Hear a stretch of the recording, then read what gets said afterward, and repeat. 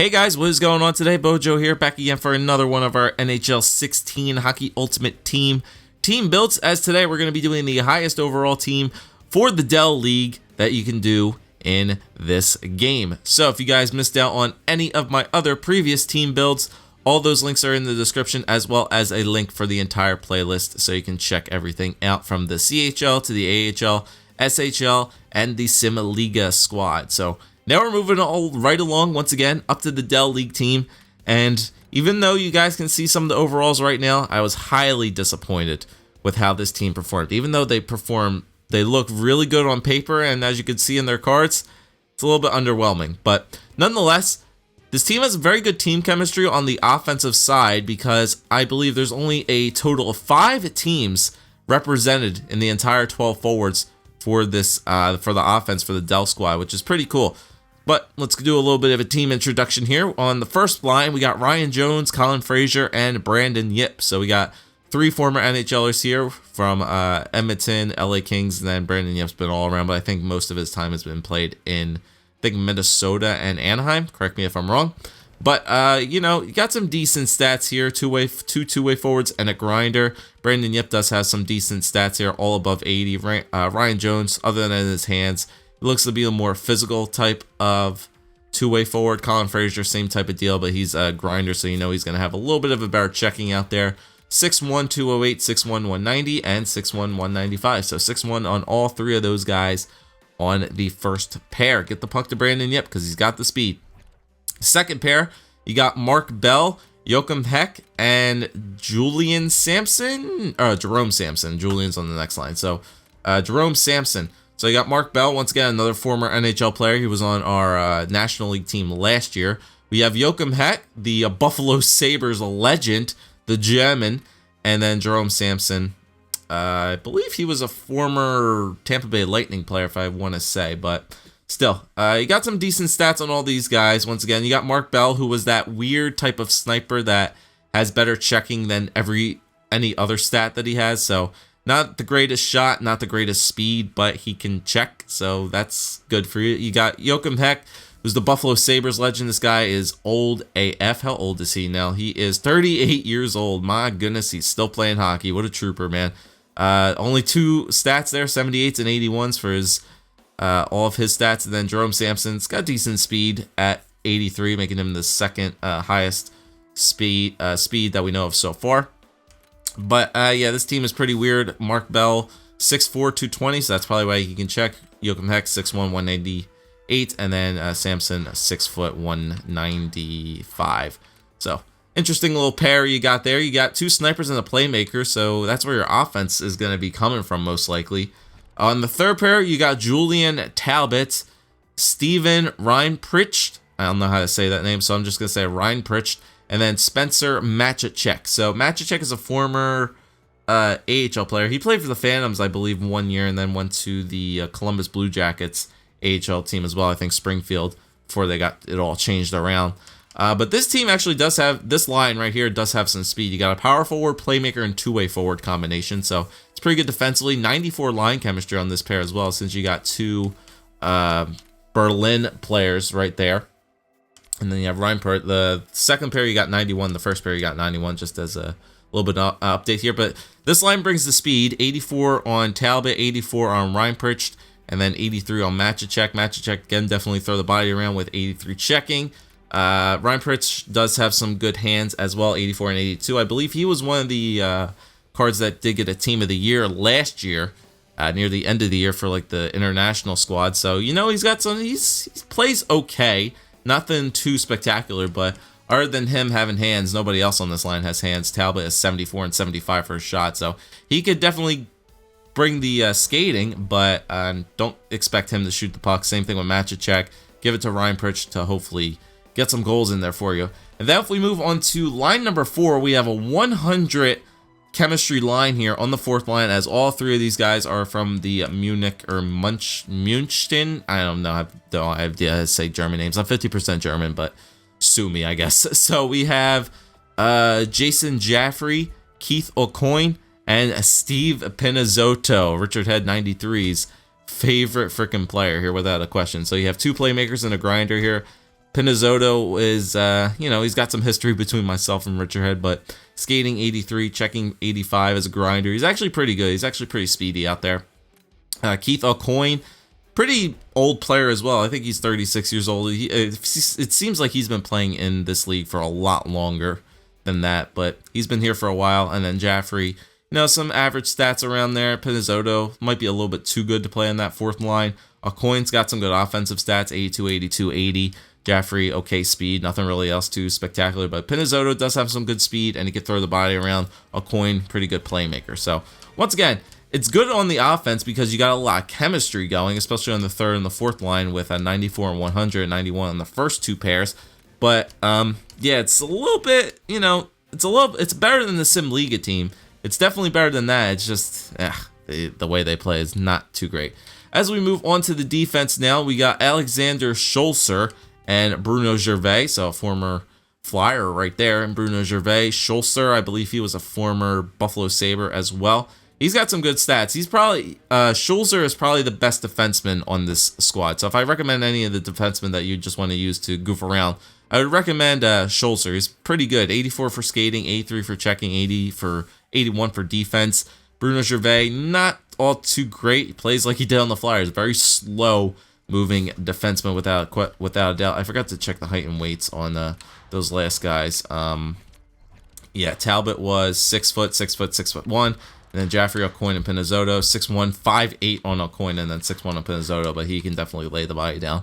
Scholzer 6'1", Bruno Gervais 6'1", so pretty average heights around all these guys, and it's maybe making sense of why this team didn't perform all too well. But Gervais, even though he has 83 skating, he's slow as all hell, and he's not really a great puck mover. Let's move on to the second pair. We got Patrick McNeil and another Flyer there, Curtis Foster, known for his definite time in the Detroit Red Wings system. But Curtis Foster is a big boy, 6'5", 225, 86 for the checking, but he's slow.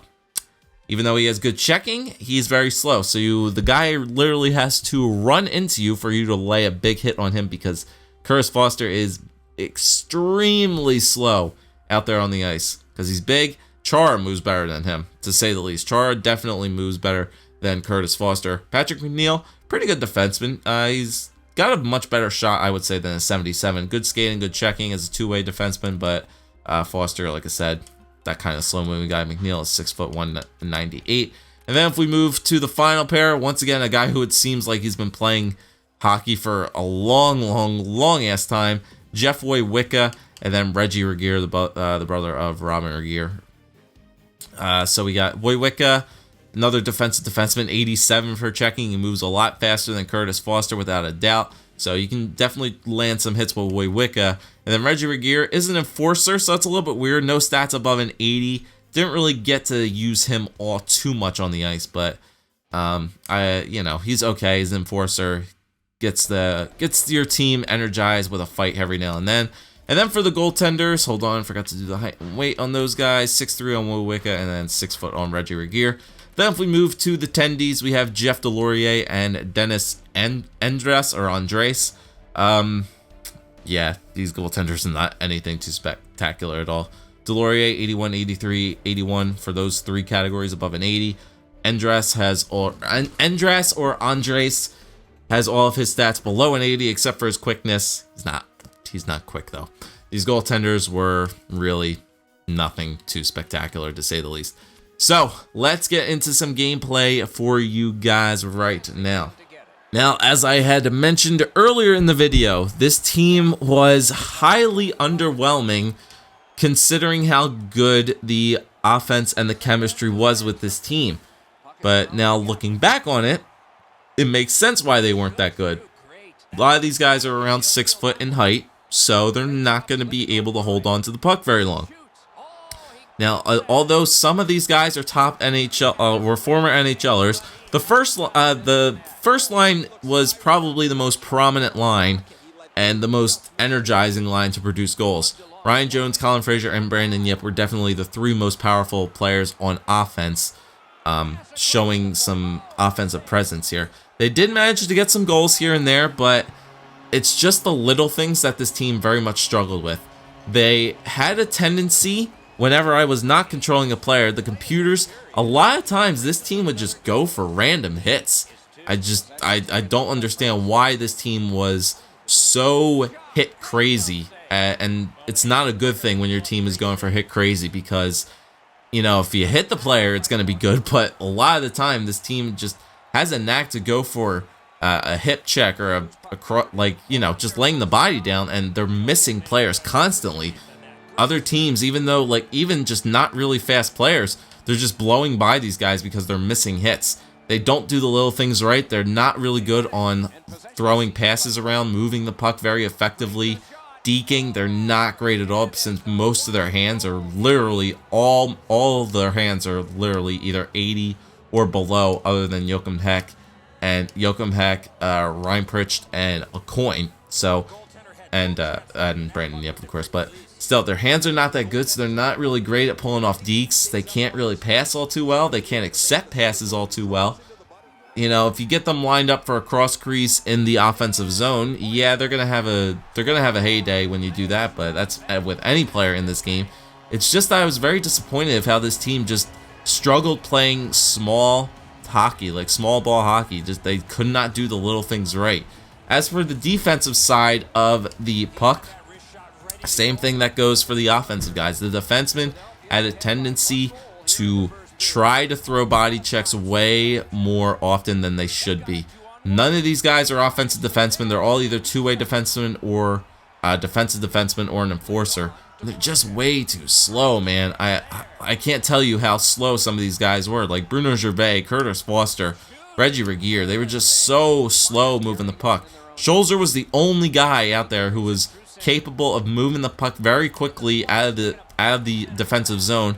And Patrick McNeil seemed to be the only player on defense able to have a really good shot off, even though his shooting category is below an 80. So go figure that out, guys. I'm not really sure, but those three guys were slow. They were going for the body checks way too much. Scholzer was the only good defenseman at moving the puck very well. McNeil seemed the only guy to actually be able to put shots on net.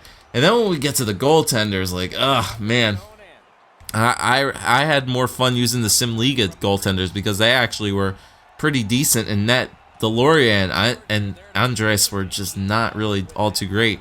I mean, I only have one game to show you guys here, but I played a couple of games with this team, and my opponents just were not taking many shots on net, and these guys were just letting in almost every single thing. It's pretty ridiculous. The game that I played Andres in, my opponent only took like 5 or 7 shots, and he let up 3 or 4 goals. It's pretty ridiculous that they were not able to save most of their goals. Granted, most of their goals that they did let up were breakaways too, because like I said, the defense and the offense are just going for body checks way more often than they should be. They're trying to play physical when they really should be doing the small hockey things right, and they can't even do that right. So this team was, like I said, it's a disaster in disguise, I guess you could say, in hindsight. Like I said, their team chemistry is almost around a 90, which is probably one of the better team chemistries that we've had for a team build so far. It's just they can't do the simple things right, and that's why this team was not very good to use both offensively and defensively. But if I had to suggest one player on offense, definitely go with Brandon Yip. If I had to suggest one player on defense, go with Alexander Scholzer. I would not recommend any of the goaltenders. And that is how I grade my Dell League team, as I will give this team actually a thumbs down. I had high expectations for this team, and it's sad to say that they definitely let me down. A lot of former NHL players on this team as well.